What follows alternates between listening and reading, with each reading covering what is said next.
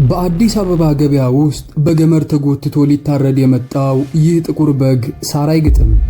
ይልቁንም በእንባ ባቀረሩ የሰው አይኖች መንገደኛውን ትኩር ብሎ ይመለከታል። አስደንጋጩ እውነታ ይህ በግ እንስሳ ለመሆኑ ነው። ከጥቂት ሰዓታት በፊት በአስፈሪው የእንጀራ አባቱ በደብተር አበባው የጥቁር አስማት ወደዚህ ፍጡርነት የተቀየረው ወጣት ብሩክ ነው። ሙሉ የሰው አይምሮና ትዝታ አለው። ንጹህ እናቱ ዛሬ ማታ ልትሰዋ መሆኑንም ያውቃል። ነገር ግን የድረሱልኝ ጩኸት ለማሰማት አፉን ሲከፍት የሚወጣው የበግ ድምፅ ብቻ ነው። የገዛ ሰውነቱ እስር ቤት ሆኖበት ሰዎች በላዩ ላይ ሲገበያዩበት እያየ ለመታረድ ሰዓታቱን ይቆጥራል። ወደ ቪዲዮ ከመግባታችን በፊት 96% ያህሉ ተመልካቾቻችን ሰብስክራይብ ሳያደርጉ ስለሚከታተሉን የሰብስክራይብ እና የደወል ምልክቷን በመጫን የመላምት ቤተሰብ ይሁኑ። የእርሶ ትንሽ ድጋፍ የኛ ትልቅ ብርታት ነው።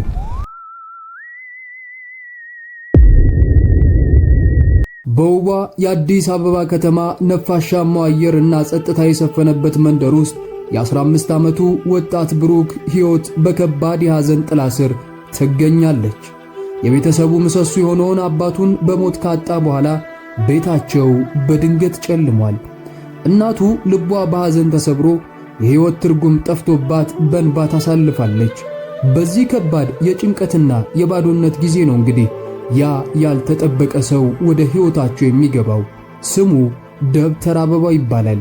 ደብተር አበባው በአደባባይ ሲታይ የጻድቅነትና የመንፈሳዊነት መገለጫ ነው። ነጭ የሀገር ባህል ልብሱን አዘርጦ መቋሚያውን ይዞ በሰፈር ውስጥ ሲራመድ ማህበረሰቡ በአክብሮት አጎንብሶ ሰላምታ ይሰጠዋል። ለሰዎች አዛኝ፣ ለድሆች ሩሩ መስሎ የሚታየው ይህ ሰው የብሩክን እናት አጽናንቶ ባጭር ጊዜ ውስጥ ያገባታል። እናትየው ፈጣሪ ደጋፊ ላክልኝ ብላ ታስባለች። ጎረቤቶቿም እንኳን እግዚአብሔር አሰበሽ አባት የሚሆን ሰው መጣላችሁ እያሉ ደስታቸውን ይገልጻሉ። ነገር ግን በመላምት የዛሬው ትረካችን እንደምንመለከተው የሰዎች ውጫዊ ገጽታ ምን ያህል አሳሳሽ ሊሆን እንደሚችል የምናይበት ዘግናኝ እውነት በጓዳ ተደብቆ ይገኛል። እናትየው ለሥራ ከቤት ወጥታ በሩ ሲዘጋ የደብተር አበባው የጻድቅነት ጭምብል ወድቆ ይፈረካከሳል። የዋህና ፈገግታ የማይለየው ፊቱ ወደ ጨካኝና አስፈሪ አውሬነት ይቀየራል። ብሩክ በገዛ ቤቱ እንደ ባሪያ መታየት ይጀምራል። የጠዋቱ ቆርቋሪ ብርድ አጥንት ድረስ ዘልቆ እየገባ ደብተራው ብሩክን ከባድ ጉልበት የሚጠይቁ ሥራዎችን ያሰረዋል። አዲሱ የእንጀራ አባት ሞቅ ያለ ትኩስ ምግብ እየበላ ለብሩክ ግን የቀዘቀዘና የተረፈ ምግብ ብቻ ይወረውርለታል። ከዚህ አካላዊ ድካም በላይ ግን ብሩክን የሚገርለው ደብተራው በየቀኑ የሚወጋው የስነ ልቦና ጦር ነው። ታዲያ ይህ ሁሉ ሲሆን ብሩክ ለምን አይናገርም? ወጣቱ ማታ እናቱ ከሥራ ደክማ ስትመለስ ፊቷ ላይ የሚታየውን የብሩህነት ተስፋ ይመለከታል። አባቱ ከሞተ በኋላ ለመጀመሪያ ጊዜ ፈገግ ማለቷን ሲያይ የራሱን ስቃይ መዋጥን ይመርጣል። እናቱ ሌላ ሐዘን ውስጥ እንድትገባ ስለማይፈልግ ብሩክ የውስጥ ቁስሉን ደብቆ ሐሰተኛ ፈገግታ በፊቱ ላይ ይለጥፋል። ይህ የ18 ዓመት ልጅ አባቱን በተካው በዚህ ጨካኝ አውሬ እጅ እየተሰቃየ የዝምታ እስረኛ ሆኖ ቀናቱን ይገፋል። ነገር ግን ይህ የተደበቀ ስቃይ ወደ ሌላ እጅግ ዘግናኝ ወደሆነ የጥቁር አስማት አዘቅት ውስጥ ሊከተው እንደሆነ ብሩክ አላወቀም ነበር። የአዲስ አበባ ብርድ አጥንት ድረስ ሰንጥቆ ይገባል። ብሩክ ከቤቱ ጓዳ ጠባብና ጨለማ በዋጠው ክፍል ውስጥ ሆኖ በብርዱ እየተንቀጠቀጠ ቀናቱን ይገፋል። እናቱ ከቤት በወጣች ቁጥር ያ ሞቅ ያለ ቤታቸው ለሱ ወደ ጭንቅ የተሞላበት እስር ቤትነት ይቀየራል። የደከመ ጉልበቱን ለማሳረፍ ሲሞክር ደብተር አበባው በንቀት ዓይን እያየው የደረቀና የቀዘቀዘ ትራፊ ምግብ ይወረውርለታል። ወጣቱ ይህንን ክብሩ የተነፈገበትን ኑሮ የእናቱን የውሸት ሰላም ላለማደፍረስ ሲል ብቻ በእንባው አርሶ ይውጠዋል። ነገር ግን ከጊዜ ወደ ጊዜ አካላዊ ስቃዩን የሚያስረሳ ሌላ ዘግናኝ ነገር በግቢ ውስጥ መፈጠር ይጀምራል። ከእኩለ ሌሊት በኋላ ከተማዋ በከባድ ጸጥታ ስትዋጥ የቤቱ ድባብ ሙሉ በሙሉ ይቀየራል። ብሩክ እንቅልፍ ባይኖቹ በዞረበት ሌሊት ያልተለመዱ ክስተቶችን ማስተዋል ይጀምራል። ቀን ላይ መስቀል አውጥቶ ሲባርክ የሚውለው አዲሱ የእንጀራ አባቱ ደብተር አበባው ሁሉም ሰው የተኛ መስሎት ከክፍሉ በድብቅ ሾልኮ ይወጣል።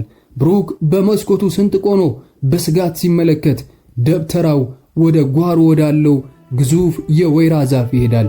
ሌሊቱ እጅግ ጨለማ ነው። የዛፉ ቅጠሎች እንኳን ንቅንቅ አይሉም። ነፋሱም ድንገት ይቆማል። ከዛፉ ስር ሆኖ ደብተር አበባው ማንም ሰው ሊረዳው የማይችለውን ጥልቅና የሚያስፈራ የጉሮሮ ድምፅ እያወጣ እርኩስ ቃላትን ይደግማል።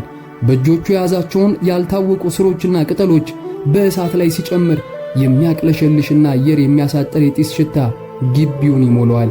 ጥላዎች በግቢው ግድግዳ ላይ እንደ ሕያው ፍጡር ሲራወጡ ብሩክ ይመለከታል። የደብተራው ፊት በእሳቱ ብርሃን ሲታይ የሰውነት ቅርጹን ያጣ አስፈሪ አውሬ ይመስላል። ብሩክ ይህ ሰው ተራ አረመኔ ሳይሆን ከጨለማው ዓለም ጋር ጥብቅ ቁርኝነት ያለው የክፋት ቁንጮ መሆኑን መገንዘብ ይጀምራል። ነገር ግን የዚህ አስፈሪ ድግምት የመጨረሻ ግብ ምን እንደሆነ ገና አልተረዳም ነበር።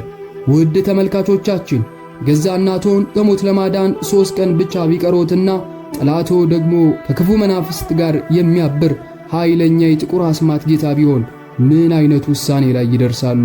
ያቺ ሌሊት ከከዋክብት ጭራሽ ከሰማይ ላይ የጠፉባት ከባድ ጨለማ አዲስ አበባን ይዋጠባት አስፈሪ ምሽት ነበረች። ብሩክ በከባድ ድካም ተኝቶ ሳለ በድንገት የሚያስፈራ ልብ የሚያንቀጠቅጥ የህብረት ዝማሬ ድምፅ ከእንቅልፉ አናጠበው።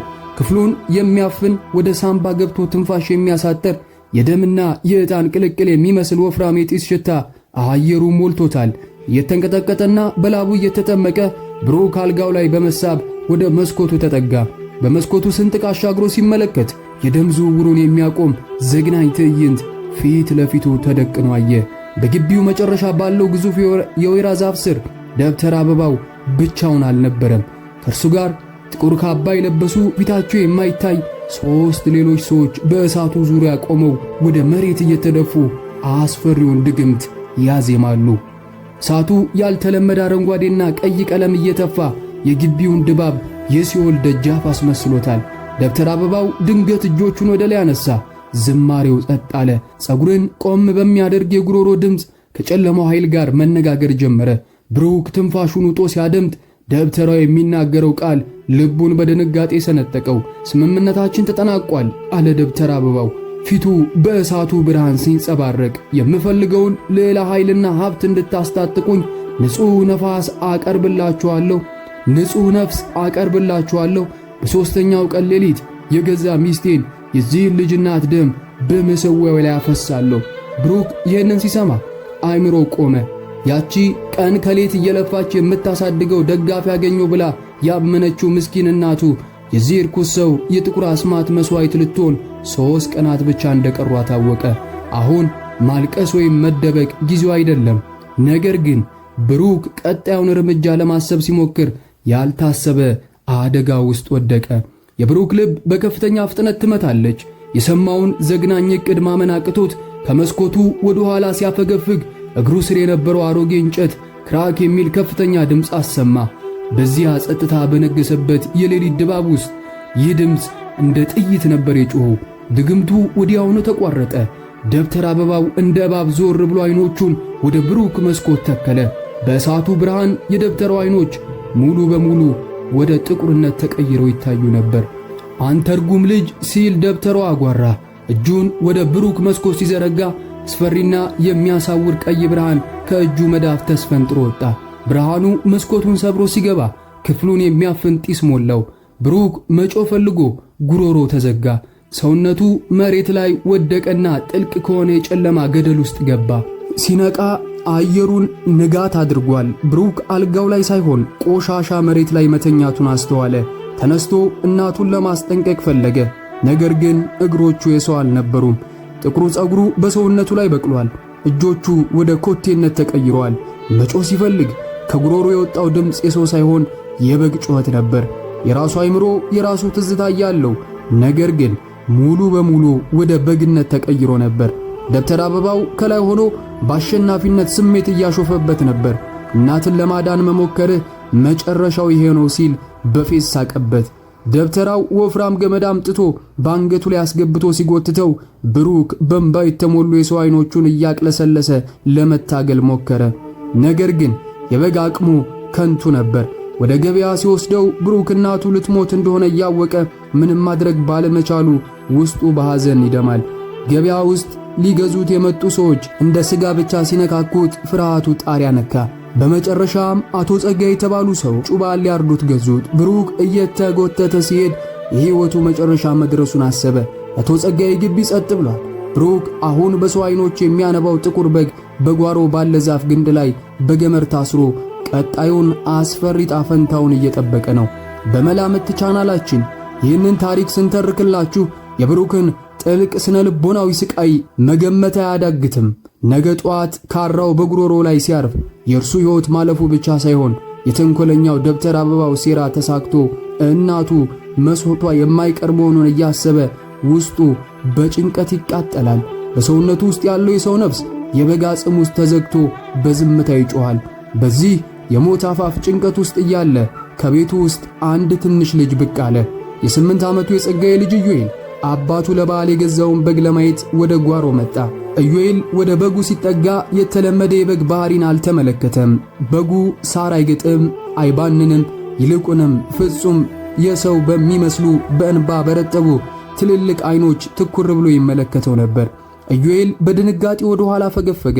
የእነዚህ አይኖች ጥልቅ ሐዘን የልጁን ንጹሕ ልብ ክፉኛ ነካው። ይህ በግ እያለቀሰ ነው አለ ኢዩኤል በሹክሹክታ ለራሱ። ብሩክ ይህች ቅጽበት የመጨረሻው የተስፋ ጭላንጭል መሆኗን ተረዳ። የበግ ጉሮሮው የሰው ቃል እንዳያወጣ ቢከለክለውም ብሩክ ውስጣዊ የሕይወት አቅሙን ለእናቱ ያለውን ፍቅርና ያለበትን መከራ ሁሉ አሰባስቦ አንድ የመጨረሻ ሙከራ ለማድረግ ወሰነ። የደብተር አበባውን አስፈሪ የጥቁር አስማት እስራት ለመስበር ብሩክ ሙሉ ጉልበቱን ተጠቅሞ አፉን ከፈተ። የበግ ጩኸት ሳይሆን እጅግ የሚያስፈራ የተሰበረና አየር የጠረረው የሰው ድምፅ ከጉሮሮው ወጣ። እባክህ እርዳኝ! ኢዩኤል የሰማውን ማመን አቃተው። አይኖቹ ፈጠጡ። ሰውነቱ በድንጋጤ ተርበደበደ። አንድ እንስሳ በሰው ቋንቋ ሲማጸነው መመልከቱ ልጁን በስጋት አጣዳፊ ውሳኔ ላይ እንዲደርስ አደረገው። ኢዩኤል እየሮጠ ወደ ቤቱ ገባ። የፊቱ ቀለም ተቀይሮ አባቱን አቶ ጸጋይን እየጎተተ ወደ ጓሮ አወጣቸው። አቶ ጸጋይ ልጃቸው የነገራቸውን ማመን ቢከብዳቸውም አይኖችና የሚያሳዝን ሁኔታ ሲመለከቱ ልባቸው ተነካ። ይህ ተራ እንስሳ አይደለም፣ እርኩስ መንፈስ ወይም የተረገመ ሰው ነው አሉ በድንጋጤ። ወዲያውኑም ሌሊት ሳይጨልም በጉን እየጎተቱ በሰፈሩ ወደሚታወቅ ከክፉ መናፍስት ጋር ከፍተኛ መንፈሳዊ ውጊያ በማድረግ ስማቸው ወደ ገነነው አባ ገበየው ዘንድ ወሰዱት። አባ ገበየው በጉን እንዳዩት የጥቁር አስማቱ ክብደት ተረዱ። ለኛ የደብተራ ሥራ አለበት በማለት ወዲያውኑ ፈታኙን የጸሎት ሥነ ሥርዓት ጀመሩ። ክፍሉ ውስጥ እውነተኛው ዕጣን የሚባለውን ጥንታዊና ኃይለኛ ዕጣን ሲያጨሱ ነጭ ጢስ ክፍሉም ሞላው። አባ ገበየው መስቀላቸውን በማንሳት ኃይለኛ ጸሎት ሲጀምሩ በጉ መሬት ላይ ወድቆ መንፈራገጥ ጀመረ። ብሩክ ከፍተኛ ሕመም ተሰማው። አጥንቶቹ ሲሰበሩና ሲስተካከሉ የበግ ጸጉሩ ከገላው ላይ ሲረግፍ የሚያሳቅቅ የሕመም ጩኸት አሰማ። ከደቂቃዎች አስጨናቂ ትንቅንቅ በኋላ በጉ ጠፍቶ የ18 ዓመቱ ብሩክ ራቁቱን ላበላብ ሆኖ መሬት ላይ ተዘረረ። ወደ ራሱ ሲመለስ የመጀመሪያ ቃሉ እናቴ ዛሬ 3ኛው ሌሊት ነው የሚል ነበር። አባ ገበየውን ለማመስገን እንኳን ጊዜ አልነበረውም። ለብሶት የነበረውን አሮጌ ልብስ ወርውረውለት እንደ እብድ ከቤቱ ተስፈንጥሮ ወጣ። ጨለማው አዲስ አበባን ውጧታል። ብሩክ እናቱን ለማዳን የሞት ሽረት ሩጫውን ጀመረ። ግቢው ሲደርስ የሚያስፈራው እሳት በወይራው ዛፍ ስር እየነደደ ነበር። እናቱ ራሷን ስታ በነጭ ጨርቅ ተጠቅልላ መሬት ላይ ተኝታለች። ደብተር አበባው አይኖቹ በክፋት በርተው የሚያብረቀርቀውን ቢላዋ በእናቱ አንገት ላይ ሊያሳርፍ እጁን ወደ ላይ አንስቷል። ብሩክ የነበረውን የመጨረሻ ጉልበት አሰባስቦ አቁም አውሬ ብሎ እየጮኸ ከጨለማ ውስጥ ተስፈንጥሮ ወጣና ደብተራውን በሙሉ ኃይሉ ገጭቶ መሬት ላይ ጣለው። ቢላዋው ካስፈሪ ድምፅ ጋር ወደ ጎን ተወረወረ። የሁለቱ የሕይወትና የሞት የብርሃንና የጨለማ ትንቅንቅ በዛው በወይራው ዛፍ ስር ተጀመረ። የብሩክና የደብተር አበባው የሞት ሽረት ትንቅንቅ በግቢው ውስጥ አስፈሪ ጫጫታ ፈጠረ። የብሩክ የድረሱልኝ ጩኸትና የደብተራው የአውሬ ድምፅ የሌሊቱን ጸጥታ ሰነጠቀው። ይህንን ያልተለመደና ዘግናኝ ድምፅ የሰሙት የአዲስ አበባ ጎረቤቶች በባትሪና በዱላ ታጥቀው የግቢውን በር ሰብረው ገቡ። በወይራው ዛፍ ስር ያዩት ትዕይንት ግን ማንንም የሚያስደነግጥ ነበር። የእሳቱ ነበልባል፣ የጥቁር አስማቱ መገልገያ ዕቃዎች፣ ራሷን የሳተችው እናት፣ የብሩክ እና ብሩክ ከዛ ጨካኝ ደብተራ ጋር ሲተናነቅ ደረሱ። በአደባባይ የጻድቅነት ካባ ለብሶ በድብቅ ግን ሰይጣናዊ ድግምት ሲያደርግ የነበረው የደብተራ አበባው ርኩስ ማንነት ያለምንም መሸፈኛ በሕዝብ ፊት ተጋለጠ። ማህበረሰቡ በድንጋጤና በቁጣ ተሞልቶ ደብተራውን በገመድ ጠፍንጎ አሰረው። ጠዋት ሲነጋ የከተማዋ ሽማግሌዎችና የሕግ አካላት ደብተራ አበባውን ለፍርድ አቀረቡት። የፈጸመው አሰቃቂ ጥቁር አስማት ወንጀልና የግድያ ሙከራ በመረጋገጡ ከከተማዋ ለዘላለም ተወግዶ በሕግ ጥላ ስር እንዲውል ተወሰነበት። የብሩክ እናት ከሰመመን ስትነቃ ልጇ እርሷን ከሞት ለማዳን ያሳለፈውን ዘግናኝ የበግነትና የጥቁር አስማት ስቃይ ስትሰማ እንባዋን መቆጣጠር አቃታት። ደጋፊ ያገኘው ብላ ባመጣችው አውሬ የተነሳ ልጇ የከፈለውን ከባድ መስዋዕትነት ተገንዝባ እግሩ ስር ወድቃ ይቅርታ ጠየቀችው። ብሩክም ያ የደነዘዘና በሐዘን የተሞላ ልቡ በእናቱ ሞቅ ያለ እቅፍ ውስጥ ፈወሰ። ከዛ አስፈሪ የጨለማ ቀን በኋላ የብሩክና የእናቱ ሕይወት በአዲስ የተስፋ ብርሃን ተሞላ። ከክፋት ነፃ የሆነ አዲስና ብሩህ ምዕራፍ በአዲስ አበባ ጀመሩ። ውድ የመላምት ቤተሰቦች፣ የሰዎች ውጫዊ ገጽታና የጻድቅነት ጭንብል ምን ያህል አሳሳች ሊሆን እንደሚችል ታሪኩ አስተምሮናል። ነገር ግን አሁንም አንድ ያልተመለሰ ጥያቄ አለ። ደብተራ አበባው በሌሊት አብረውት የነበሩት እነዚያ 3 ጥቁር ካባ የለበሱ ሰዎች እነማን ነበሩ? የትስ ገቡ? ምናልባት አሁንም በመካከላችን ሌላ ጭንብል አጥልቀው ይኖሩ ይሆን? ቀጣዩን አስገራሚና ምስጢራዊ ታሪካችንን ይዘን እስከምንመጣ በሰላም ቆዩን።